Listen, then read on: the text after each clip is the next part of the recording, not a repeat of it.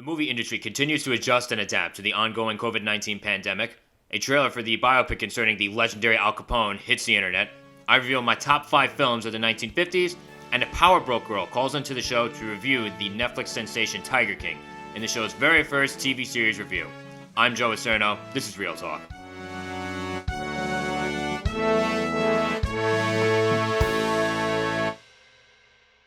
All right, so to start out the show today, I'm sure that we've all heard about the efforts of our public officials at state, local, and federal levels to weigh out options and plans to try and get to get the country up and running again, back to somewhat full form.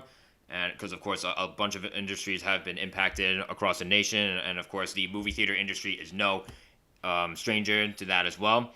You have a lot of theaters that are looking to open up again, like around summertime, or at least that's what they're shooting for. Again, there could be new developments with this virus that put a halter on those plans. But as far as like the time frame that these theaters are looking to open up again, there aren't too many releases scheduled for around that time frame, at least at the moment. There are a few bigger names that I'm hoping will attract people to come back to the movie theaters, or maybe try and convince people to be like, okay, maybe let's try and do this again. Just to name a few films that are scheduled for around this time, you have The King of Staten Island, which is a semi-autobiographical film about the story of comedian Pete Davidson from growing up in Staten Island to losing his father in 9/11 and everything concerning with his life story. That's not set to be directed. That's directed by Judd Apatow, written by Apatow and Pete Davidson, if I'm not mistaken, and is currently set to be released on June 19, 2020, at least to my knowledge. That's probably the earliest theatrical release date that I've heard of for any kind of film title with some kind of prominence. Then, of course, after that, you have Tenet, the next Christopher Nolan movie, a sci-fi thriller, which is still slated to be released on July 17th of this year. Still hoping to God that one holds true.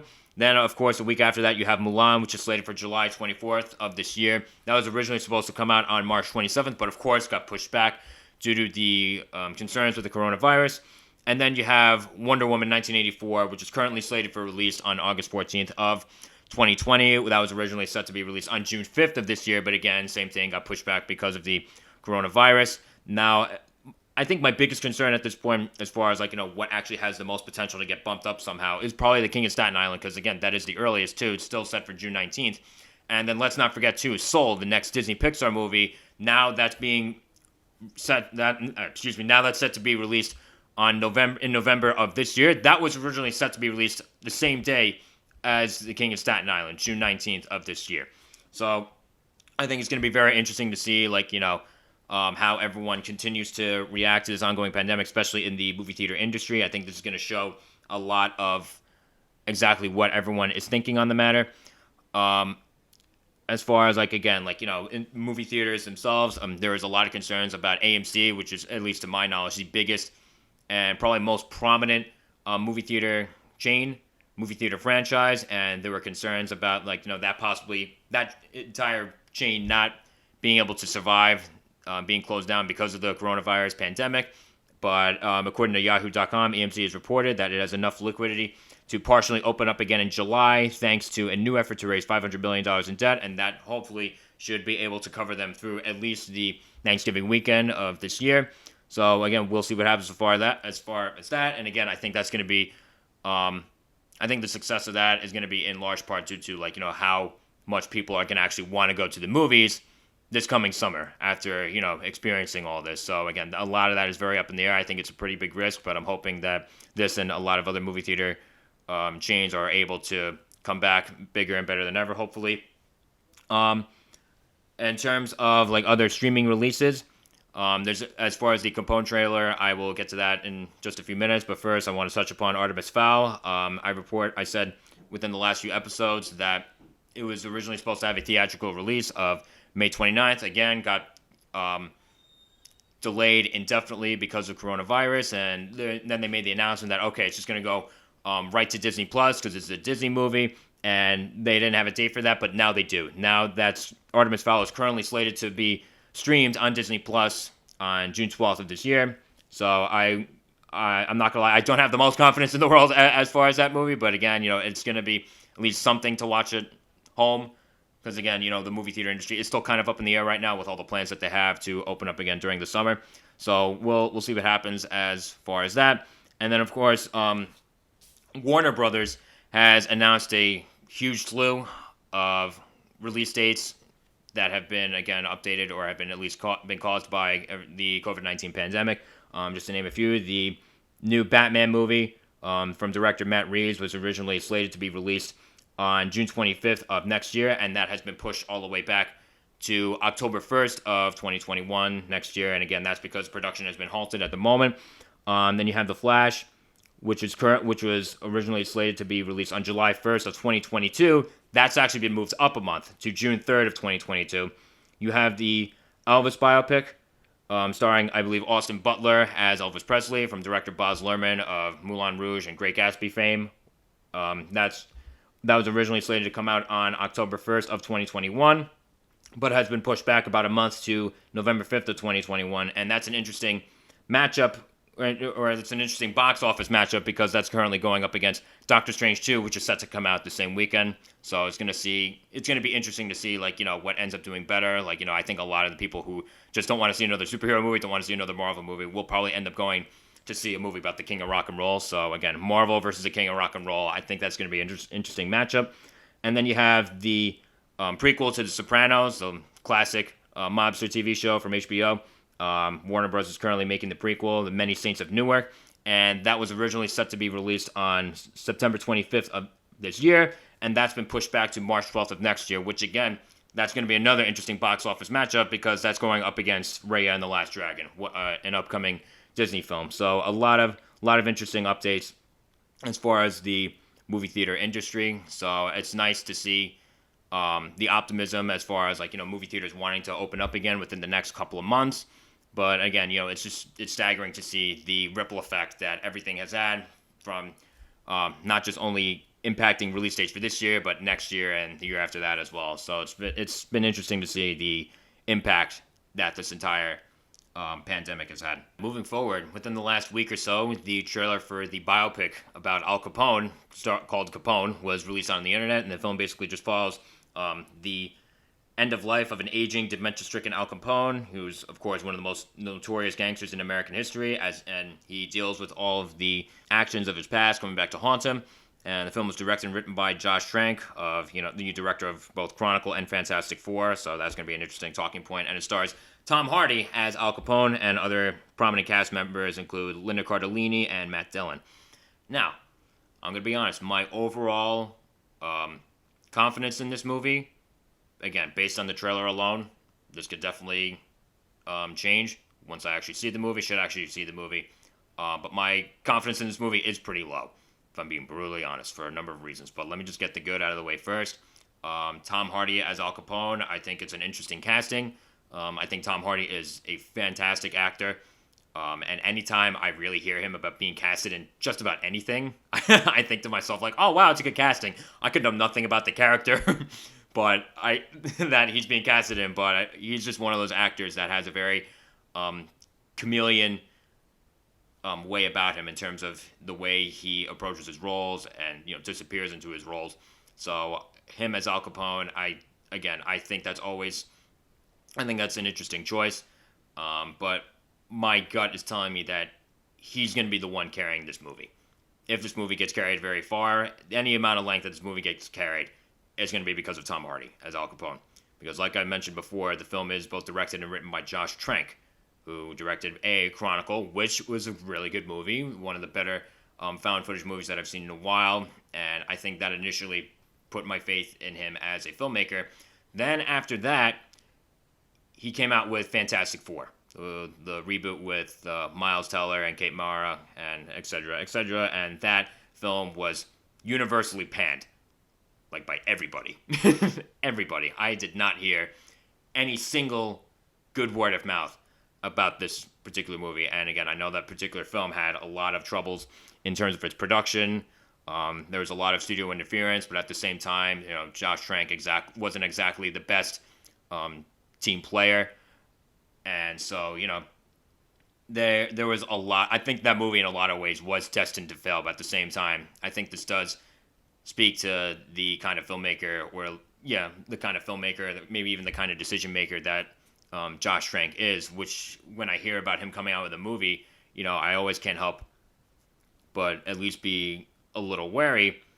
So, we'll see what happens as far as that. I mean, I know that he wanted to take a break from a bigger profile movie, like a bigger special effects movie like Fantastic Four, to do something original, something maybe just a bit more on a smaller scale, even though this film is about Al Capone.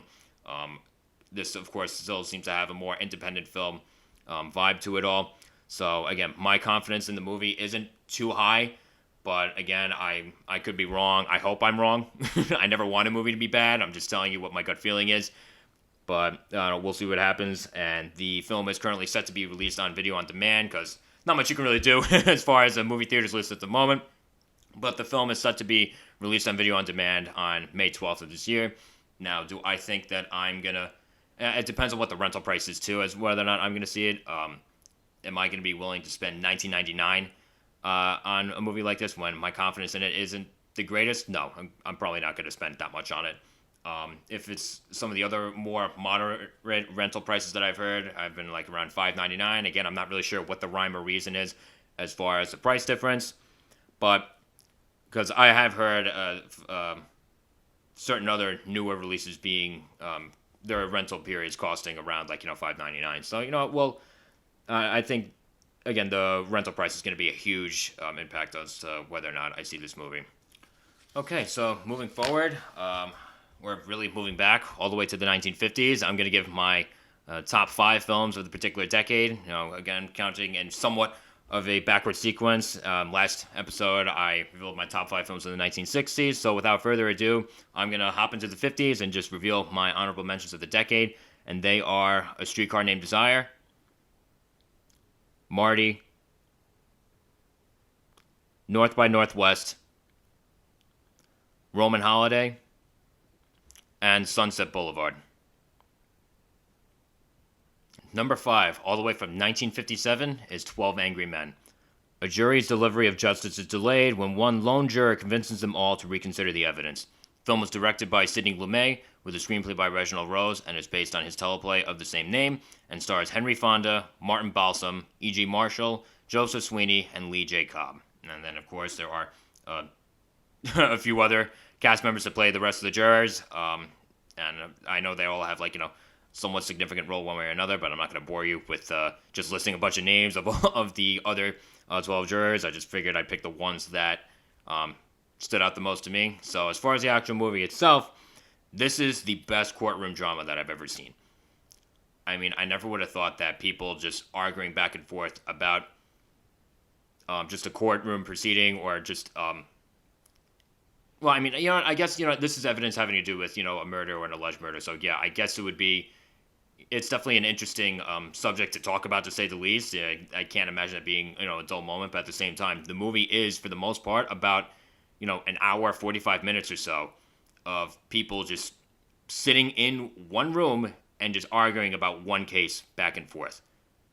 And you would think that has a recipe for disaster. You would think that it has a recipe to lose the attention of the audience, but that's not even close to the case here. There manages to be something very thrilling and kinetic about it all, and I think that's thanks to, in large part, because of Sidney Lumet. This is one of the films that makes him one of my favorite filmmakers of all time. And again, there's just a very there's a pulsating sense, there's a pulsating feeling to all this. And I think that's in large part because of the razor sharp and layered script. I never thought that you would be able to fit as much story, as much character as they do into one particular film. Hell, into one particular room for as long as they do, and have it just not feel overstuffed. I feel like every character has a part to play, some more so than others, of course, but no one ever feels like, a stock character. And you find that a few of them have their own prejudices and biases and points of view and mindsets that gradually, that at first stop them from reconsidering the evidence and changing the point of view. But once Henry Fonda's character, I believe is juror number 8, once he's able to tap into them, you see like the each particular ways that he's able to convince the jury to not sentence not sentence the defendant to his death. So again, on top of all that too, this is a movie that makes the most of its very cramped setting. Again, I never would have thought that a movie would have such fluid and energetic camera work as this one does. Again, given its setting, given its subject matter, but again, Sidney Lumet manages to make the most out of that as well. And the performances across the board are terrific. And I think, of course, the standouts are Lee J. Cobb, who plays a rather hot-headed and passionate juror. But at the same time, again, once you get to the bottom of his character, there's a very multi-dimensional feeling that you would get. And, it's kind of powerful to see, why he thinks the way he does about the case. And then, of course, you have Henry Fonda's character, juror number 8, just leading the show, and he's absolutely terrific. Number 4 from 1952 is High Noon. A town marshal must decide whether or not to confront a deadly gang led by a man he sent to jail years before. The film was directed by Fred Zinnemann and is based on the magazine story The Tin Star by John W. Cunningham, with a screenplay by Carl Foreman, and stars Gary Cooper. I think the thing that stands out the most about this movie is the build-up to whether or not Gary Cooper's town marshal actually decides to confront this gang. And in that build-up, you have a lot of intriguing internal debate. You have what is a very fascinating character study. And there's something that almost feels very admirable and inspirational about the set of actions that this particular character takes out. And I feel like for a movie of this time, the moral complexity is kind of staggering, and I think that's something that I've noticed in a lot of movies that came out during this particular time period, from 12 Angry Men to a couple of the other movies that I'm gonna get to in this top 5 list. So, and then of course too, this movie wouldn't be nearly as memorable as it was if it wasn't for Gary Cooper's lead performance. He's outstanding. I believe he won the Academy Award that year, and he absolutely deserved it. So all in all, this is, again, it's a pretty brisk movie too, but at the same time, the fact that it's very brisk doesn't take away from the amount of impact, from the amount of meaning that it ends up having. And again, this is another movie where, as quick as it goes, there's a lot that it has to say in a very simple manner, which makes it very interesting. All right, number 3 from 1959 is Ben-Hur. After being betrayed and sent into slavery by his friend in the Roman Empire, a Jewish prince comes back for his own revenge and to avenge his conquered people. The film was directed by William Wyler and is based on the novel by Lew Wallace and is adapted for the screen by Carl Thunberg and stars Charlton Heston, Stephen Boyd, Haya Hararit, Jack Hawkins, and Hugh Griffith. When I think of the word epic film, epic movie making, this is the first movie that always comes to mind for me. I look at a movie like this, and it's just incredible how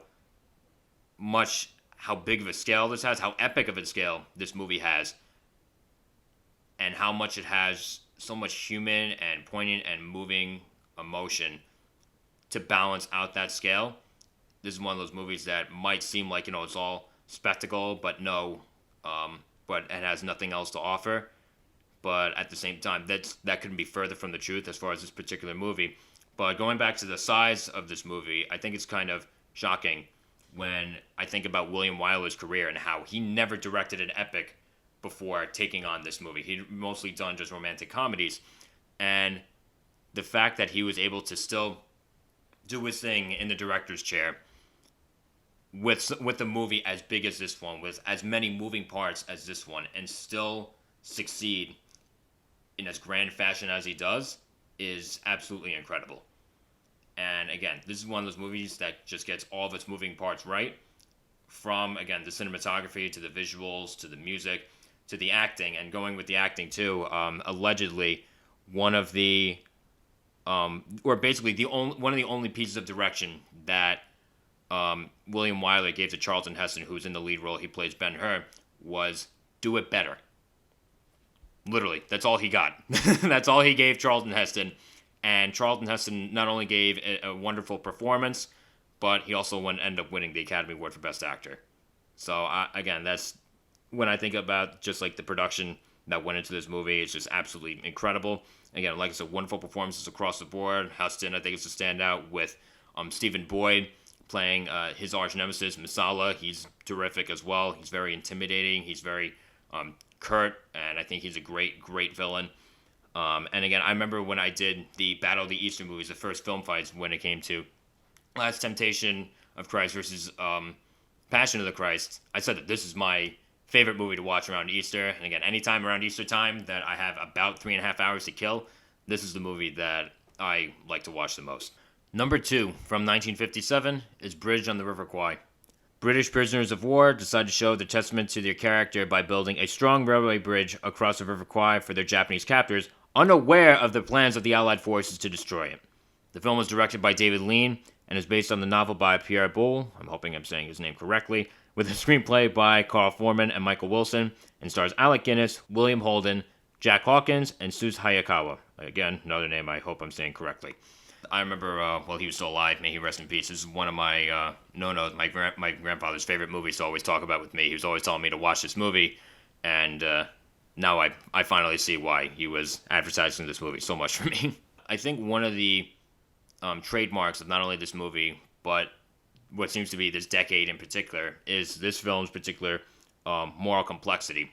And I think that it takes a lot of uneasy answers to certain conflicts, because I feel like, when it comes to like whether or not to actually build a decent bridge, I think in a lot of the minds of these prisoners of war, these POWs, they wouldn't want to show exactly the kind of men and workers that they are. But then you have, I believe it's Colonel Nicholson, played by Alec Guinness, in a terrific performance, basically convincing everybody, no, let's show these people what we're made of. Let's show that, they're not just people. We're not just people that can be easily conquered just like that. So, I could see why someone might not agree with that particular mentality, but at the same time, I think this is more of a spirit thing. This is more of a morale argument, a morale booster. So again, like I said, it's a testament to strength of character in times of adversity with, again, like I said, the prisoners of war, these abusive captors, these aren't easy situations to face, and it's not, and I don't think this is the kind of situation where it's very easy to, do the admirable thing, do the brave thing almost, again, depending on how you look at it. But of course, as with other David Lean films, it's epic in scale, it's beautifully told, cinematography and music are both excellent, and performances all around are absolutely terrific. And like I said, I think Alec Guinness is, of course, the standout. Suze Hayakawa, who plays the head of the Japanese internment camp, these prisoner of war, these POW camp ran by the Japanese. He's a very intimidating and memorable villain as well. Okay, and finally, my number one movie of the 1950s is, again, I think anyone who knows anything about films of this decade is not going to be surprised by this, but my number one film of the 1950s is, from 1954, On the Waterfront. A conflicted ex-boxer and longshoreman struggles whether or not to confront his corrupt union bosses. The film was directed by Elia Kazan and is written by Bud Schulberg and stars Marlon Brando, Eva Marie Saint, Carl Malden, Rod Steiger, and Lee J. Cobb. This is widely regarded as one of the greatest films ever made. It's no exaggeration. And when I think about that, I see why. Because it's incredible just how much of this movie still holds up today. And just take a look at the cast and the performances alone. Those are big names, at least for back then, that I dropped. And there is not a single weak link in this film in terms of acting. There's not even a single average link in this film in terms of acting. Everybody in this movie is spectacular. This is definitely among the best motion picture ensembles that I've ever witnessed, that's ever been assembled. And especially you have Marlon Brando in what's probably among the most transcendent performances in acting. I remember taking a class, I think it was my freshman year in college, and it was we were talking about acting in movies and how it's changed over the years, and how Marlon Brando was basically giving one of the first method performances, and how it was just a more immersive way to get into character, and I think it's just like one of these performances, and he's just one of these actors that changed acting for the better. And this performance is, of course, no exception. I think, like I said, this performance broke a lot of new ground. And even on a technical front, this film was impressive. Cinematography and editing, especially with the action sequences as well. I think of a movie that seems like on a smaller scale. It's very weird. The production of this movie feels very small, but at the same time, there's just something that feels very big and grand about it in its scale in terms of like how it's presented to us. And again, I think that's in large part, and I think that's one of the reasons why the action sequences are as admirable as they are, especially the ending fight sequence. And again, I don't want to give away too much, because even though this movie is this movie's almost 70 years old. But again, the thing that stands out the most about this particular movie, at least in my mind, is the storytelling, is the writing. And I think one of the things that this particular decade is most well known for is its complex morality. And again, of course, there's an intriguing internal debate in Marlon Brando's character, Terry Malloy, as he decides, whether or not to just keep to himself, go his own way, and not necessarily look out for the other guy, just keep to yourself, or stand up to, again, his corrupt union bosses and do better for everyone when he's in a good position to do so. And again, there's a lot of internal conflict as well because, of course, his brother, played by Rod Steiger, just happens to work very closely with the corrupt union boss, and this particular corrupt union boss, I should mention, played by Lee J. Cobb, has been very good to Terry over the years.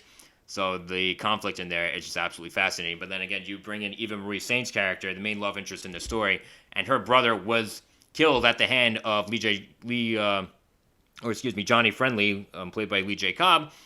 And again, just the debate, all the different voices inside and around Marlon Brando's character, just telling him, just keep pulling him in all different directions.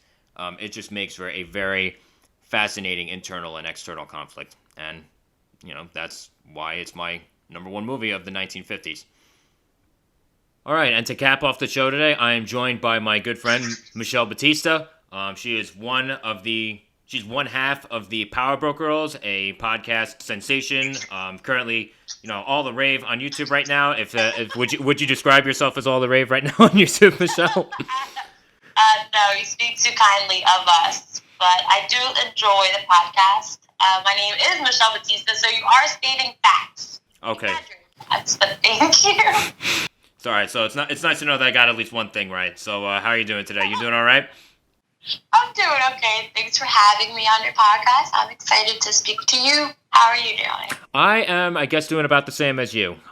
This is the first, at least on my show. I've never done, I've only really reviewed movies. I think I talked about the Oscars one time a while ago, but I've never really reviewed a TV series on this show. So, you're here for a first. You're here for Real Talk History, if I'm not being too pretentious and pompous about this show that gets on average maybe 20 views. So, you know what?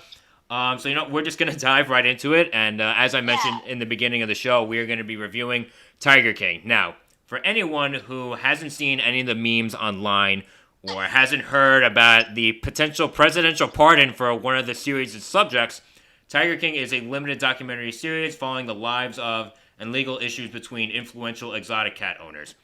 Now, Michelle, give me your thoughts, just your general thoughts on this entire series, because you were one of the first people that talked me into watching this. I was a little wary because I'm like, everyone's talking about it, everyone's telling me to watch it, so I don't want to watch it as much. But then the more I started hearing about it and how crazy it is, I'm like, okay, let me give this a whirl. And I'm quarantined right now, so there's not much else I can do. So what was your reaction coming out of finishing this particular series? And remember, no spoilers. We're going to do the non-spoiler part first, and then we're going to do a spoiler section later on. So give me your thoughts. Sorry to cut you off there. Well, no, it's okay. The first thing I want to say is that the way you described it, the way you articulated the summary of what Tiger King is, sounds a little too intellectual for what it is. Not to knock it, though. And two, I'm glad that I talked you into it. And three, I'm glad that the first time we actually discuss it is on your podcast. But my take on it Was that the question? Sorry, I got confused a little bit. Yeah, no, that was a question. Your take on. For Tiger King, oh man, I can't give any spoilers away. It's it's very captivating. You wouldn't think it is, but I found that every single character is very eccentric, and the truth is, I dislike all of them, and I don't think they're good people, and I think a lot of them might be narcissists and sociopaths. But they're very entertaining. So you get the pros and the cons. I think the people that are really, the ones that are really good-hearted, I think they're the bad players.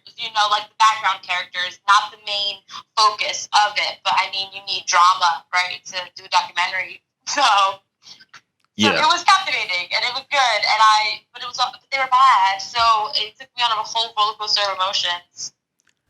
Now, my reaction, because here's the thing, you hear the phrase "crazy cat lady" a lot of times when it comes to people who have their cats and not much else.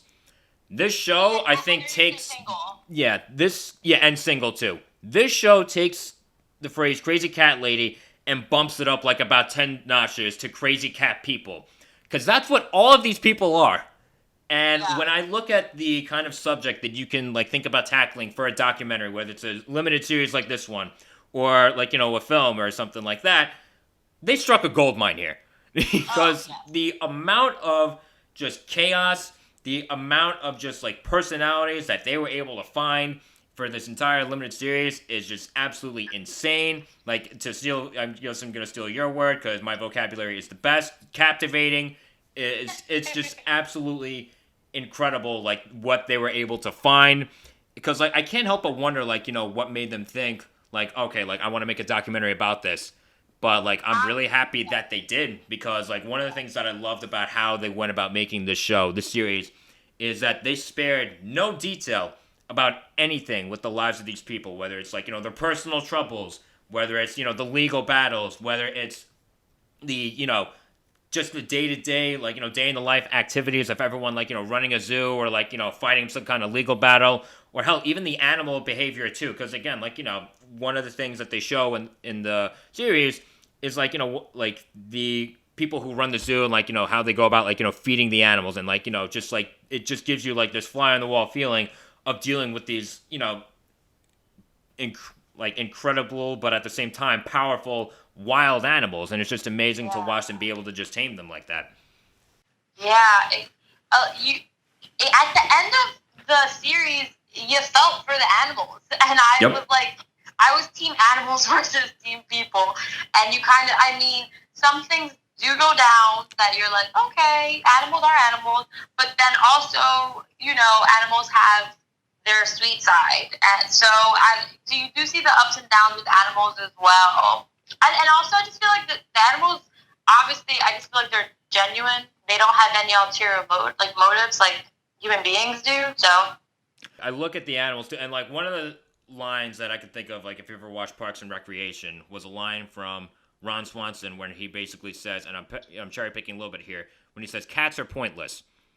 And to an extent, I feel like that's true, but only about domesticated cats. Because after watching this show, and I always thought that, lions and tigers, were always cool, but, that magnified it by, tenfold after watching this show. Because I think there's a line from, I think it was Doc Antle, who I think is probably one of the scummier ones, but easily. But there's a line from him where he says, there's nothing sexier than a tiger. And I'm thinking to myself, he's not that wrong. Because...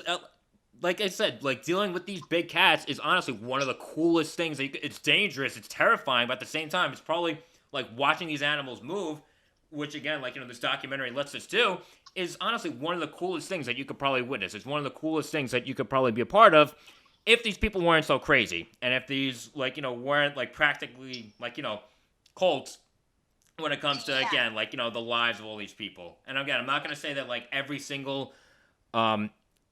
not every single, environment that these people come from. I don't think that, Joe Exotic Zoo, I can't really say, I didn't get a cold feeling from that one. But from Doc Annals, zoo, his animal reserve, whatever you want to call it, I definitely got a very cultish feeling from that. Oh my god, 100%. To be quite honest, even Joe's zoo makes me feel like cult vibes. I don't know how much we're allowed to give. I'm not gonna say much, but the doc was the main person because when me and my brother and my roommate watched it, we were like, look at Doc trying to act like he's not just as bad as the rest of them. Mm-hmm. He just wasn't, I guess, like interviewed as much, or he wasn't just like filmed as much. But in the beginning, they did say that.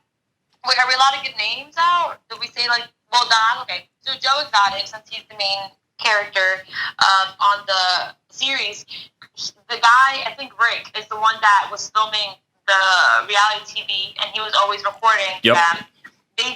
Joe wanted everything recorded, so it kind of eventually, you know how it works for his favor sometimes, and it backfires for his favor sometimes. Why they record everything. But Doc gave me cult vibes off the bat just because everyone that was working for him, he wanted it to be young, sexy girls. Mm-hmm. And then the pay was horrible. And it's basically like these women are like mesmerized by these guys. And so they get shitty pay. They have to work like ridiculous hours. They basically leave their family and friends and live with him there. Like the land that he owns, I was like, whoa, because like one of the girls lived in that house, another girl lived in that house, and I'm guessing he was paying for the majority of it because there's no way that they could afford it on their own for the pay that they were getting. Yeah. But they all kind of give me cult vibes, Joe, because even Joe, like, I don't know, I'm just going to give names, but I'm not going to say, I guess, their relationship, I don't know. But with Travis and, what's the other guy's name? I think it's Joe also. John. The other husband, right? John. Yeah. Yeah, John. Okay, so we're allowed to say that, husband, or? Yeah, I think we could. I think we could get into that a little bit. Let's. Yeah, no, whatever. It's fine. It's okay. Okay, no. But just with them too, also like Travis and John, like they left their lives behind too to be there with Joe. You know, so they all give me cult vibes. Doc also gives me like, you know, standard cult vibes, but they all kind of do. Even Carol with her volunteering group, you know, which is just she's a sneaky woman. Oh yeah, absolutely. And again, Carol, and again, I'll get into this a little bit more, like, you know, in the spoiler section. But again, like, you know, she's definitely out of everyone there, she's definitely among the more sneaky people. But again, one of the things that I liked, that I appreciated so much about this documentary, was that, you know, I think the four like biggest players are, of course, Joe Exotic, Doc Gannell, Carol Baskin, and Jeff Lowe. Those are the four main focuses of this entire documentary. And the documentary, at least in my opinion, doesn't take this side. Doesn't take any side. It shows you like all the nitty gritty details about the good and bad in all of them. Of course, mostly bad, but it doesn't take a side, and it gives you all the information, and it lets you decide for yourself, like, you know, again, how exactly you should view everybody, how, you know, like that sort of thing. And I appreciated that very much about this. Like, I like that, like, you know, it didn't seem like biased towards any one of the four main players. Yeah, I would say that. I think they showed the good and the bad. I think they definitely did. Yeah. Okay. So if I'm recalling in my head, I'm looking back trying to see if they showed the editors and the film crew. They were really funny because they were recording and they showed footage, like the footage that was supposed to be bloopers or whatever. They kept filming it, which is really funny because obviously, like you said, they're going to show the good and the bad, the real and the non-real between everyone. So I did like that. All right, so now before we go on to the spoiler section, I just want to give my mark on the show. Like, I know from movies, like, I usually do like a 1 to 100 scale, but I figure, you know what, there's a TV series, there's something a little bit more limited. I'm going to do a little differently and just do like an A to an F. So honestly, I thought this was captivating from start to finish, especially around, I want to say, the third episode. Like, shit really starts to get crazy, and like, I couldn't wait. It's very weird. Like, you know, I couldn't wait to finish it. Not because I, of course, didn't enjoy what I was watching, but it's just like, okay, I couldn't wait to find out, like, you know, what was happening next. Like, I had to discipline myself. Like, okay, wait until tomorrow to watch the next one. Doesn't matter that you're on quarantine now. Like, no, like, pace yourself out, pal. But so I'm gonna honestly on an A to F scale, I'm gonna give this an A. I thought this was absolutely worth the hype. Oh wow, really? An A? Yeah. From A to F. A to F, I'm going to say I want to give it like a B. I just don't want to give it an A. And there's not like any particular reason why. I just feel like I don't know in my heart when a documentary series or when a show or a movie is like an A. And I just feel like it's a B. It's captivating and it's awesome and I'll definitely watch it again. But I just don't want to give it an A. Yeah, no, I get it. I totally understand. Like, I know, like, with this, as far as, like, looking at, like, TV series as to when I, like, usually look at movies, like, my approach for movies is usually much more technical and much more analytical, whereas this one with the TV series, like, I'm just kind of, I'm firing from the hip on this one, so, like, that's why I'm giving it an A. Like, again, just, like, the general all feeling. So now, moving forward to the spoilers, like I said, the 4 main players, Joe Exotic, Carol Baskin, Doc Antle, and Jeff Lowe. Who did you dislike the most and why? Okay. Off the bat, the person I disliked the most was Carol. And it's mainly just because she has this, she gives off this vibe that she is, like, superior to everything. Like, like, she's, like, bulletproof. And this like, mischievous smile, like she's this hippie woman, and we're gonna act. Wait, are we doing spoilers yet or no? Yeah, no, we're at spoilers now. Oh, okay. And in reality, we know she murdered her husband. Yep. So, but she made it seem she was attacking Joe so hard, acting like they weren't cut from the same cloth, Yeah. So I think that's what pisses me off, that she has this, like, facade of this woman that swears like she's an angel, but Jeff gets to me because Jeff acts like he wasn't part of this whole let's go kill Carol, let's hire Alan kind of vibe. Mm-hmm. And he just also gives me bad vibes. But it's bad, Joe, because Joe Exotic is really funny and entertaining, but the moment I knew he was a horrible, sociopathic, narcissistic person was at Travis's funeral. Spoiler alert, his second husband, Travis, dies. He commits suicide on camera. Well, not on camera, but the camera in the office. Yeah. So during the funeral, he made it a whole show about him. A whole show. He was singing, and he was talking about Travis's balls right in front of his mother, grieving mother. Yep. I literally could not. It was like a train wreck, and I was laughing, but I felt bad. This is literally, he made a funeral into a whole production. How, Joe? How? So I was like, Joe Exotic doesn't care about anyone but himself and attention. He does not give a fuck about Travis or John, because literally when Travis died and John left him for a woman, 2 months later, I think less than a month, he got with someone else. Like, he is just a narcissist. He feeds the animals horrible. He barely pays his employee. So it's just like, so it's really hard. But I think that's why I always say that I equally dislike all of them, because I do think that they all have similar bad characteristics and traits. But Carol's up there because Carol's a murderer. But then Joe Exotic also was planning on murdering Carol. And Jeff was helping him. And Doc looks like he's running a cult. Yeah. Cheated with his wife, left him with a young woman. They're all screwed up, Joe. This is so hard. I'm still gonna go with Carol. Like, she's the worst. Like she's the worst in your book, Carol Baskin. I think it's because she definitely murdered her husband and, like, fed him. I don't deny that she fed to the tigers, because there's no body to show, Yeah. And probably on her deathbed, maybe she'll admit it. I feel bad for her husband, because her husband seems like a nice guy that is just too deep into the whole Carol brainwashing thing to realize that she's not a good person. Yeah, you're talking about Howard, right? Not her first husband that she definitely killed. Howard Baskin. The second one, yeah, Howard. How about you?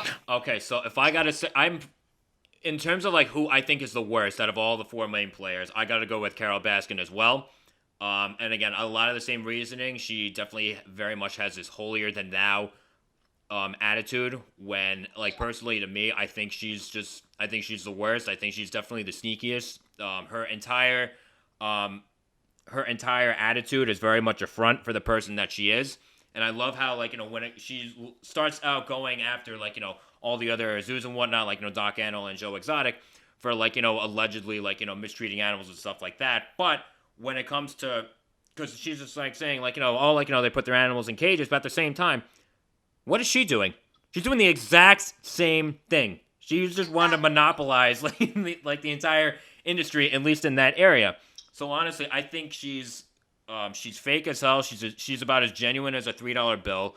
No, it's true. She is, and I think she's very much a hypocrite. So that's why I think that she's the worst. And going to her husband Howard Baskin, Yeah. I don't think he's so innocent. I really don't. I don't think it's so much brainwashing. I think he's in on everything, and he strikes me very much as the wolf in sheep's clothing. The wolf in sheep's clothing. I very much get that vibe from him, absolutely. And I think, and here's the thing, like, obviously Carol's marriage with Don Lewis did not work out. I think her marriage with Howard works as well as it does. I think they're very much, like, good compliments for each other because of how terrible the two of them are. And again, like I said, it's easier to see in Carol her fakeness as opposed to Howard's. But honestly, Howard, I don't think is brainwashed. I think he's very much, like I said, the wolf in sheep's clothing.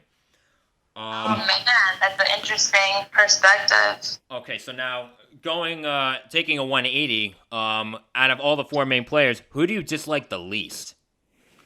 Who do I dislike the least?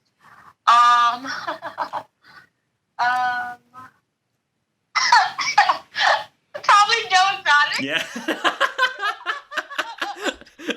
I know. Listen, he is such a character. It's not bad. I still think he might be the most narcissist one, but the truth is they are all narcissists, I think. But I just think they all hide it better than Joe, because Joe wants all the attention, like up front, while everyone else is doing their thing, like, I guess behind closed doors, kind of. So I think that's what makes Joe look the worst. But I don't think he's the worst. But Joe is my favorite. Yep. It's my least disliked person, and I truly couldn't tell you why. All right, so again, I think we agree again, because out of everyone, I dislike him the least, and here's my reasoning as to why. Please give me a good reasoning. Yeah, I'll do my best. So when it comes to Joe Exotic, by the end of the series, he definitely shows that, the kind of person that he is, not a good person. But my gut feeling at least says that he at least opened up the zoo at the beginning for the right reasons. He strikes me as someone that, before, like, all this happened, was at least, like, a decent person. Eccentric, weird for sure. A lot of weird happens and stuff like that. But I don't at least get, like, that scumbag vibe from him at the beginning. He strikes me very much as someone who lost his way. Again, like, of course, like, running for office didn't do him any favors. Everything with his husbands didn't do him any favors. And then, like, I think when it comes to the whole thing with Carol, of course, didn't do any favors. He was, unfortunately, like, I think he's definitely a narcissist for sure. But I think one of the things that makes him look very bad is that there's just the fact of how much of an irrational, emotional, and just all-around bad decision maker the guy is. And so I look at like, the fact that he got remarried, like, after, I think it was like 2 months after, like, one of his husbands died, Travis. I don't think it's necessarily that he didn't care about Travis. I think the fact that he made his funeral like a production, I think that's just the showmanship in him, and again, the narcissism in him as well. Like, he wanted the attention. I don't think he did it out of a lack of care for Travis, because it's obvious that, like, Travis dying, especially the way he did, messed with his thinking even more. So I look at him marrying his other husband, like, very soon after. He strikes me very much like, I think we all have or know someone that needs to be in a relationship always. And I think Joe is very much that person. Like, they even said in the show that Joe was hell-bent on just finding another companion. Because, like, obviously he's not independent enough. I don't think he's the kind of person that could sustain himself on his own.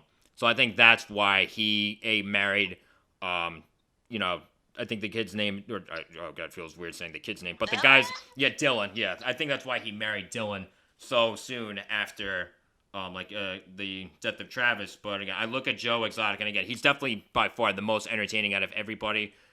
Just the way that he reacts to certain things of Carol and whatnot. Some of them were a bit out there, but some of them, I'm going to be honest, were kind of funny. And even when it comes to the whole running for office, like his hilarious. A lot of them were disrespectful, in Don's name, because a lot of them had to do with Carol, feeding her husband to the tiger. Oh my god, that one music video when he shows, or he quote unquote shows, like the Carol Baskins lookalike, like feeding meat to the tiger. Oh my god, I think he's among the great trolls he's among the greatest trolls of all time. I think he's very underestimated in that area. And even just his ad that he put out there when he started running for president, he's just like, I am broke as shit. I got a judgment down from some bitch down in Tampa. Oh my god, just the way that he reacted to certain things when it came to Carol was just absolutely hysterical. Not right, but it was so great. And I think he knows it, and I understand why you would say that. I think you give him a lot of slack when you think he lost his way, because honestly, I just think he's probably always been like this since he was little. I know his brother died, and he wanted to open it, in the memory of him and stuff, but I just feel like people the way Joe is, sometimes it's nurture or nature. We don't know what happened in his childhood. His parents looked very nice, but they're older now. So, we don't know how they were raising him. If they showed him a lot of affection, if they were verbally abusive, whatever happened to make him be this person that craves this attention. I think he was always that person. Again, this is just my opinion and me observing one little, documentary series. So who's to say? But that's just my viewpoint on that. Okay. All right. So I see where you're coming from there. So now, again, I think we're both on the same page that we both think that Carol Baskin definitely killed her husband, right? We're in the same boat there? I think the whole world thinks that Carol killed her husband. I see a lot of my female friends, posting saying that Carol is that bad bitch, and how they're saying how, everyone's talking bad about her, but in reality, she's the best one. And I was like, are you guys bugging? That is not it at all, and they're trying to do some type of female empowerment. I was like, this isn't it. So I was to say, you want to do that, this is not the person you do that with. You could think of 101 examples that you do it with before you get to 50 people behind Carol Baskin. I'm a huge feminist, and I'm like, guys, this is not the movement. Carol Baskin isn't it? It's just funny because now out of this one little series, the whole world knows Carol Baskin's name, Mm-hmm.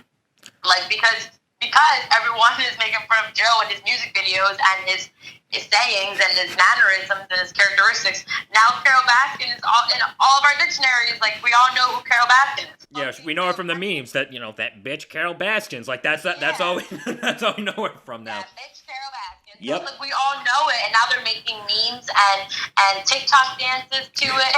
And so it's just a phenomenon that just blew up during this quarantine, but. Yeah, Carol's not it.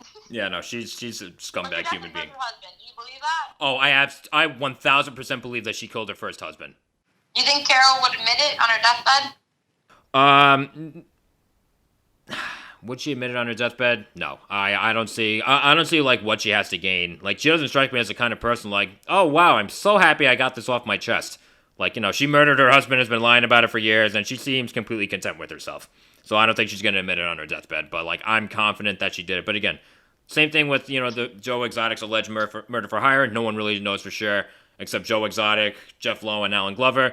No one really knows for sure, whether or not Carol Baskin killed her husband, except for Carol Baskin and, the late Don Lewis. So, Michelle, I want to thank you very much for coming on today. Today is what I meant to say, for coming on today to talk about the show. And like I said, I'm really happy that you recommended it to me. And that's really all that I have left you guys on this episode of Real Talk. Continue to follow, share, and subscribe. And also check out the PowerBroke Girls on YouTube. Are you guys anywhere else other than YouTube? You can visually see us on YouTube.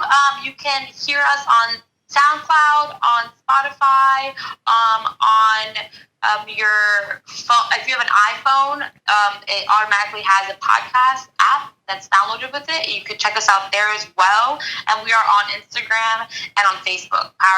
PowerBroke Girls podcast. Thank you so much, Joe, for having me on. It was so much fun to talk about it, and I'm glad you enjoyed it.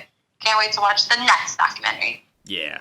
So on that note, and again, Michelle, thank you very much for coming on. And I'm Joe Acierno. This has been Real Talk.